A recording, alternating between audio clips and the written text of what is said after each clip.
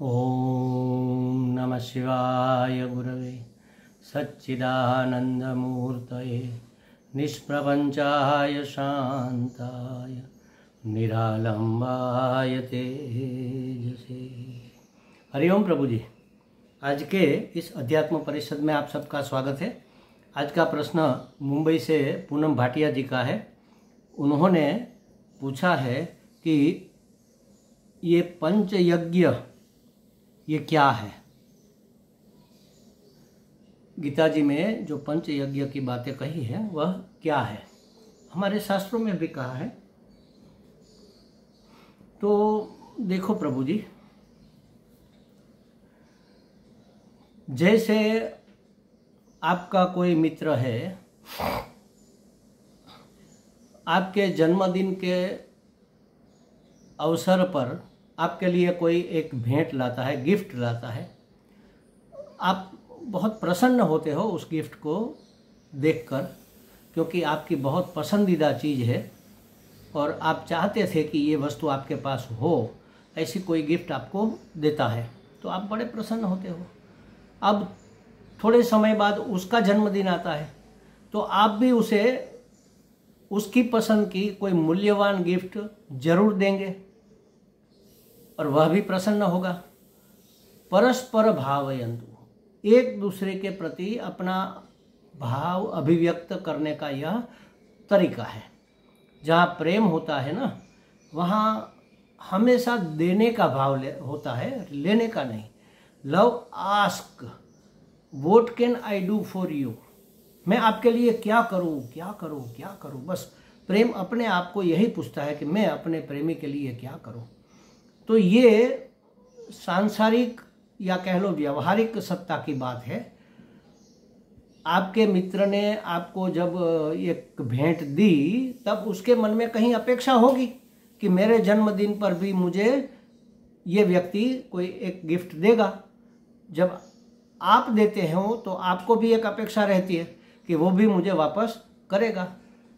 आजकल तो क्या होता है कि गिफ्ट देते हैं उस वक्त एक रिटर्न गिफ्ट देने का भी रिवाज है ताकि वह खुश हो जाए। हमने आपकी गिफ्ट को स्वीकार किया, उससे हम प्रसन्न हैं, इसका यह प्रमाण है कि हम आपको रिटर्न गिफ्ट दे रहे हैं।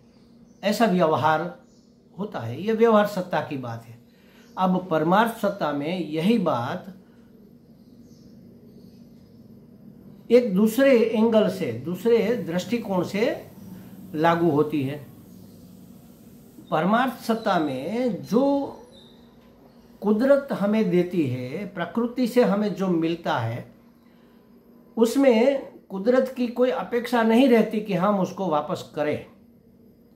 लेकिन हमारा कर्तव्य होता है, हमारे ऊपर प्रकृति का ऋण होता है। उस ऋण से उऋण होने के लिए, उस ऋण से मुक्त होने के लिए, अपने कर्तव्य का निर्वहन करने के लिए हमारी भी जिम्मेवारी होती है कि हम बदले में कुछ दें, जितना हो सके दे।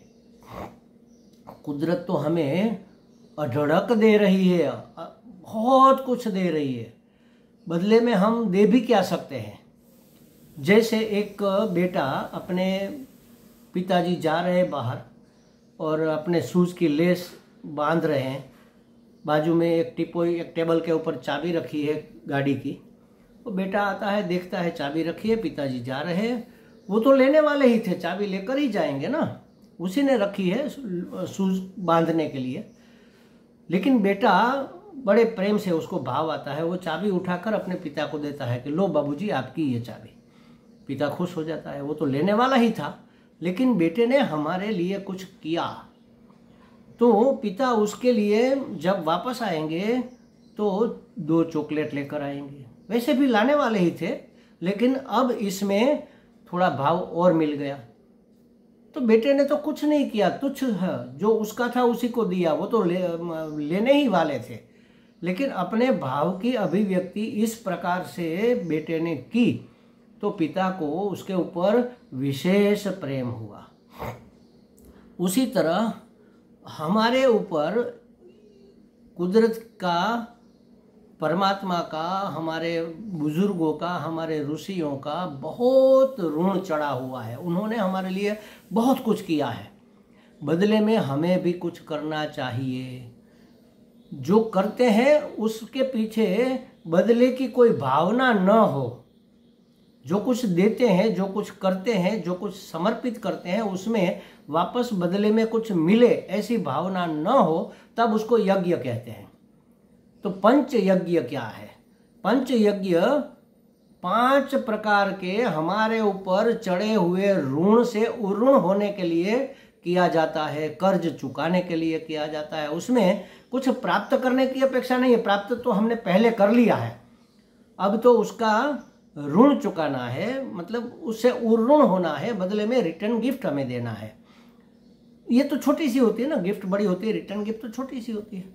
तो ये हमें देकर अपना भाव अभिव्यक्त करना है। बच्चे के चाबी देने के समान हमारा प्रयत्न तो बिल्कुल क्षुल्लक है, जो होना ही है उसमें हम सहायक होते हैं, या तो अपना सुर मिलाते हैं, संवादिता में हम अपना सुर मिलाते हैं। तो कौन से 5 प्रकार के यज्ञ है, कौन से 5 प्रकार के ऋण है जिसके बदले में हमें कुछ करना है और निष्काम भाव से करना है, माने इसके लिए उसको यज्ञ कहा। गीता जी तो निष्काम कर्म को ही यज्ञ कहती है। तो किसी के लिए कुछ भी करो लेकिन बदले की अपेक्षा न रखो तो आपका यज्ञ हो जाएगा। कुदरत कंटिन्यू यज्ञ कर रही है। देखो, सूर्य गर्मी और प्रकाश दे रहा है हमें, बदले में क्या चाहता है? कुछ नहीं।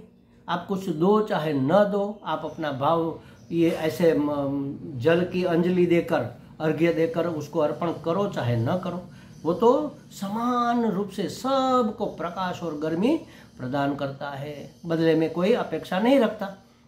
देना चाहिए, अपना भाव अभिव्यक्त करना चाहिए, ये हमारी ओर की बात है, लेकिन उसकी ओर से कोई अपेक्षा नहीं रहती। वायु, हमें सतत प्राणवायु मिलती है, बदले में कोई अपेक्षा नहीं रहती। जल हमें वर्षा के रूप में, नदी तालाब इत्यादि के रूप में, समंदर के रूप में प्राप्त है, बदले में उसकी कोई अपेक्षा नहीं है। 5 भूत, पृथ्वी हमसे कोई अपेक्षा नहीं रखती, वो उर्वरा है, देती ही रहती है, देती ही रहती, उगाती ही रहती है हमारे लिए अनाज, फ्रूट्स इत्यादि, बदले में अपेक्षा नहीं रखती। हमें चाहिए कि हम उसका ठीक से पालन करें, हम उसका ठीक से ख्याल रखें, पोल्यूशन को अवॉइड करें, ये हमारा कर्तव्य है। नहीं करेंगे तो उसके परिणाम हमें ही भुगतने पड़ेंगे। पृथ्वी कोई अपेक्षा नहीं रखती। तो पृथ्वी, जल, अग्नि, वायु, आकाश, 5 भूत हमारे ऊपर बड़ी कृपा कर रहे हैं और बरसा रहे हैं अनुग्रह, बदले में कोई अपेक्षा नहीं रख रहे हैं। तो समष्टि में यज्ञ हो रहा है।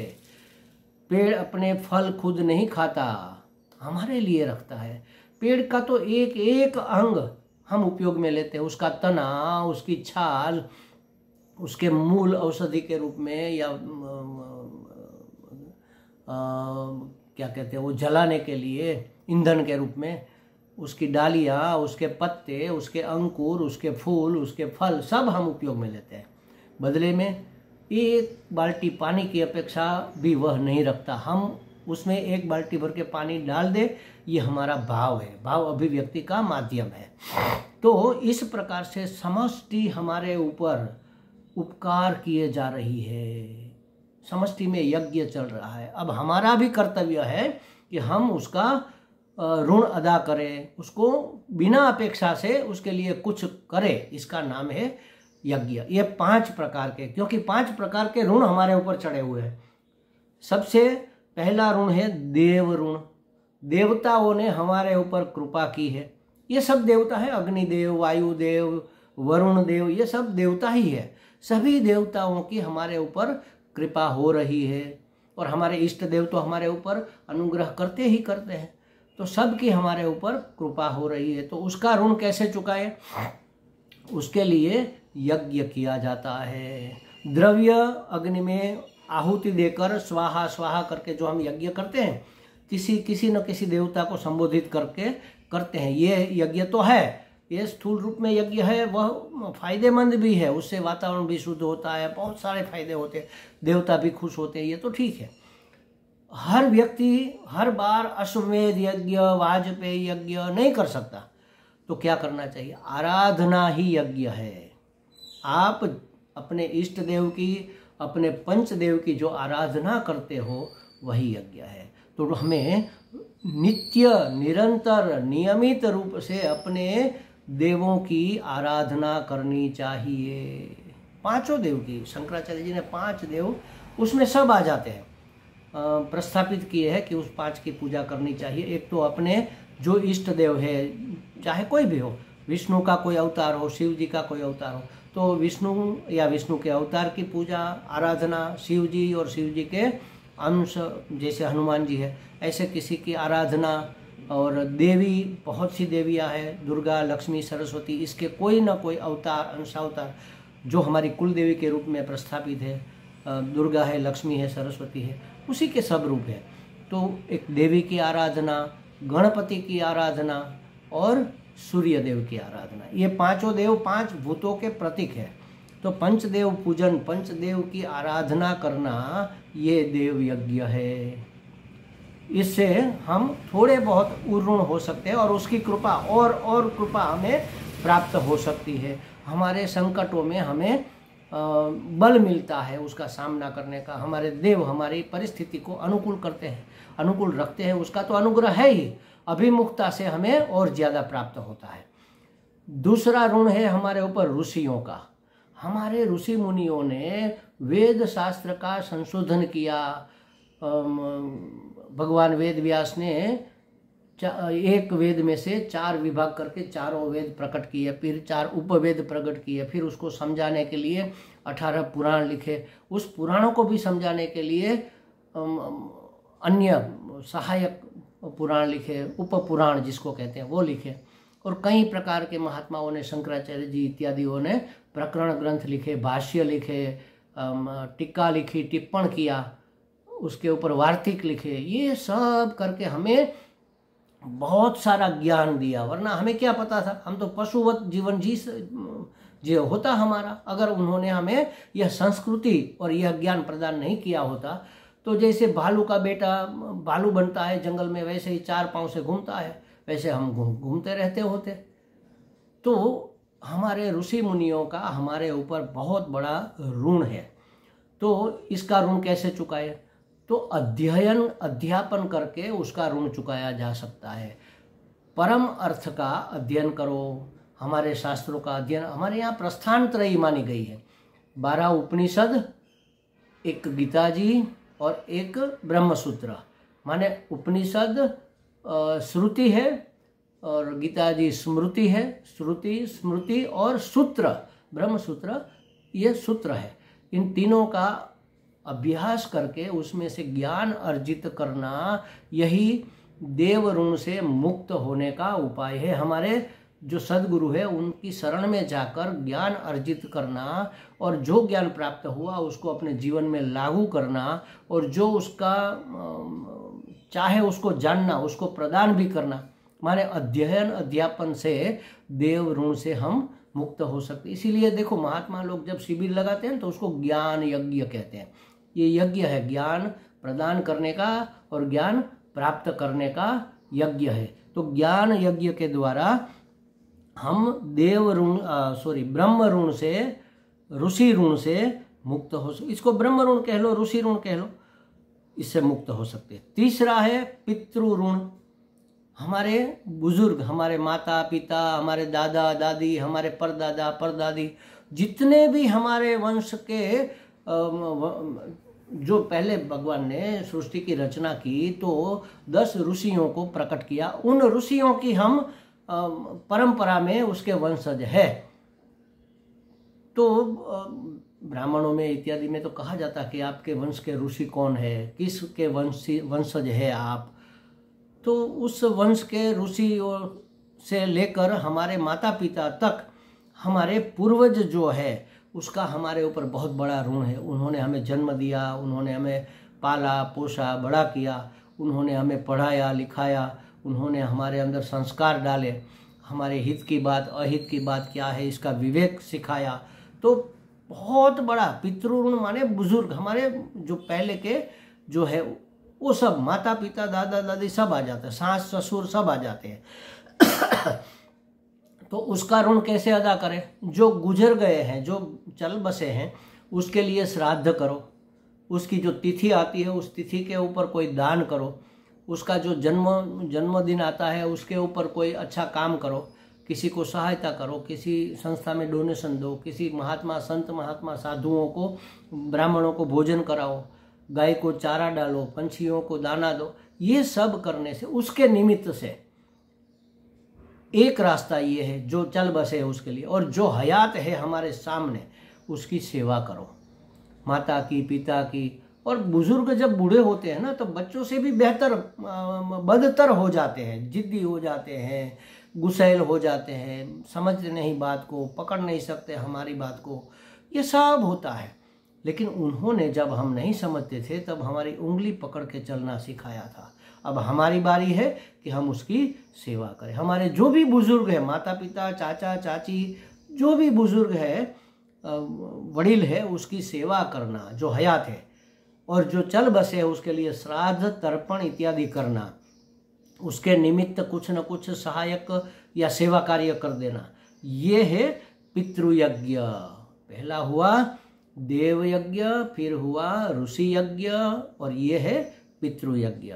तीसरा है नृ यज्ञ। नृ माने मनुष्य, मानुष यज्ञ। मानुष यज्ञ माने क्या?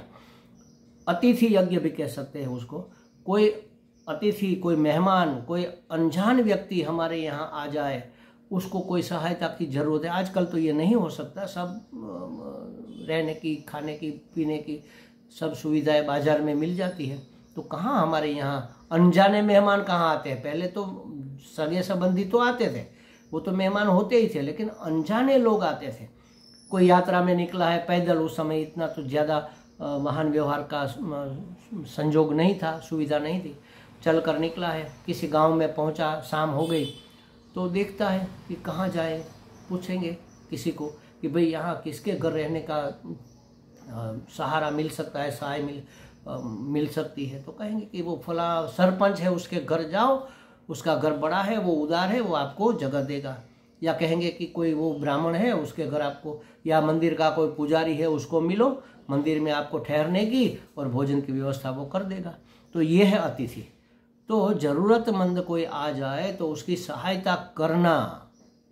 कोई भी ज़रूरतमंद आ जाए, जी, किसी को दवाई की ज़रूरत है, किसी को भोजन की ज़रूरत है, किसी को कपड़े की ज़रूरत है, उसकी सहायता कर देना। मनुष्य को, ज़रूरतमंद मनुष्य को सहाय रूप होना, ये है नृयज्ञ या तो मानुष यज्ञ। और अंत में आता है भूत यज्ञ, पांचवा। भूत माने पंच महाभूत से मनुष्य के सिवा जो कुछ भी है, पशु पक्षी, पेड़ पौधे, पहाड़, नदी, तालाब, सब उसकी सेवा करना। वो कैसे करेंगे? पशुओं को चारा खिलाएंगे, पानी पिलाएंगे, उसके लिए पानी के पीने के लिए व्यवस्था करेंगे, बड़ा कुंड बुंड बना कर रखेंगे ताकि घूमते फिरते पशु वहाँ से पानी पी सके। पेड़ लगाएंगे ताकि उसकी छाया में वह बैठ सके। पेड़ पौधों को पानी वानी खाद वाद देकर पूरा उसका पोषण करेंगे, वातावरण को शुद्ध करेंगे, शुद्ध रखेंगे। और चींटियों को आटा डालेंगे, मछलियों को गीला आटा डालेंगे, पंछियों को दाना डालेंगे। ये है भूत यज्ञ। पहाड़ पर्वत, उसकी भी सेवा करेंगे। क्या करेंगे उसकी सेवा में?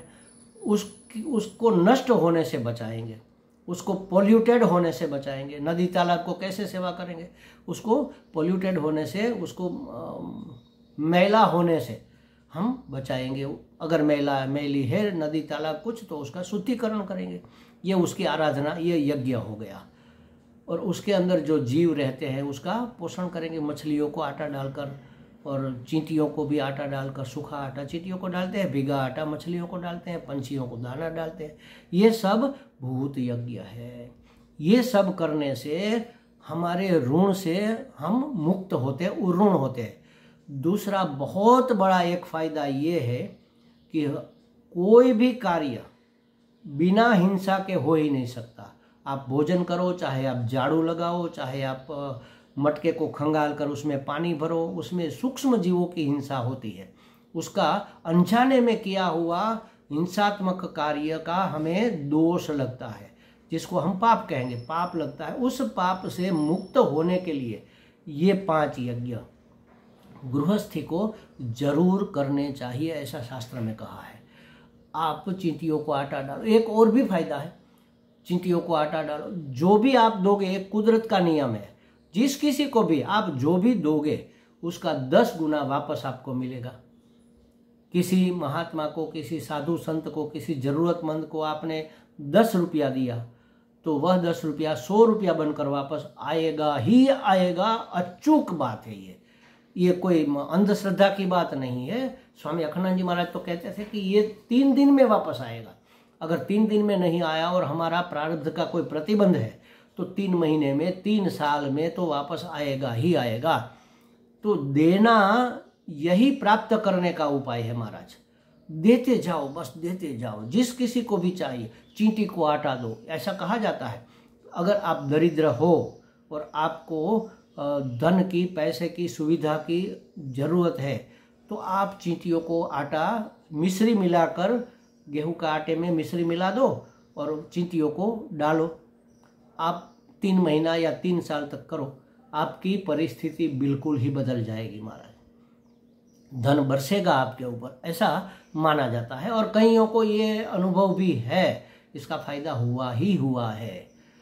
तो ये यज्ञ है, इस 5 प्रकार के यज्ञ से हमारे पाप, अनजाने में किए गए पाप नष्ट होते हैं और हम ऋण मुक्त होते हैं। हमारे ऊपर कर्ज जो चढ़ा हुआ है उससे हम मुक्त होते हैं, वरना कर्ज चुकाने के लिए आना पड़ेगा।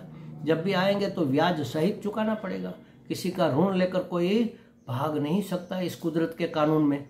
तो ऋण होने के लिए, पाप से मुक्त होने के लिए और अनेक गुना वापस प्राप्त करने के लिए भी यह यज्ञ करना अत्यंत आवश्यक है। और इसका एक बहुत बड़ा फायदा ये है कि अगर कोई अपेक्षा के बगैर आप यह करोगे तो फल तो मिलेगा, लेकिन फल तो हमें चाहिए नहीं, हमने कोई संकल्प नहीं किया कि यह फल मिले।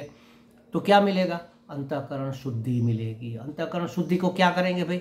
अंतःकरण शुद्धि होने से हमें शांति का, संतोष का, प्रसन्नता का अनुभव होगा। हम हमेशा प्रसन्न रह पाएंगे। दुख आएगा लेकिन हमें दुखी नहीं कर पाएगा, इतना अंतःकरण शुद्ध हो जाएगा। तो ये सबसे बड़ा फायदा तो यही है, पारमार्थिक लाभ तो यही है। तो ये 5 यज्ञ इसलिए हमारे शास्त्र ने कहा है कि गृहस्थी को अवश्य करने चाहिए। गृहस्थी को इसलिए क्योंकि ब्रह्मचारी के पास ये सब सुविधाएं होती नहीं, और वानप्रस्थी तो घर छोड़ चुका है, और सन्यासी तो फकड़ गिरधारी है, वो तो मांग कर खाता है और पेड़ के नीचे सोता है या धर्मशाला में या तो कहीं किसी का दिया हुआ कमरा है उसमें रहता है। तो उसके पास तो कुछ होता नहीं, वो तो ज्ञान की साधना कर रहा है, परमात्मा की प्राप्ति का प्रयत्न कर रहा है। तो उसके लिए ये आवश्यक नहीं है। गृहस्थी के लिए ये कंपलसरी है, फर्जियात हमारे शास्त्र ने कहा। गृहस्थी को तो ये करना ही करना चाहिए और उसमें फ़ायदा ही फ़ायदा है। हमें लगता है पूनम जी को कुछ स्पष्टता हो गई होगी। हरि ओम।